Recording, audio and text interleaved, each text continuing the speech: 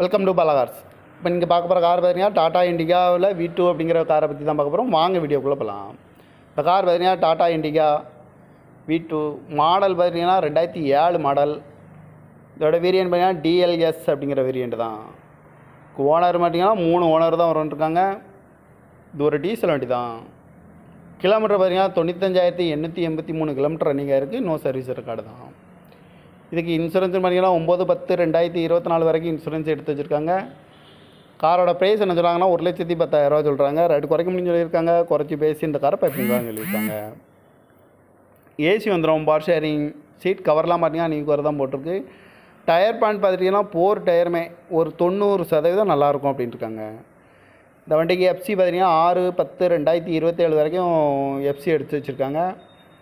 Car பார்க்க இடங்கள்னு பார்த்தீங்கன்னா Darshan cars Erode அப்படிங்கிற இடத்துல தான் அந்த கார் பார்க்க முடியும். TN 33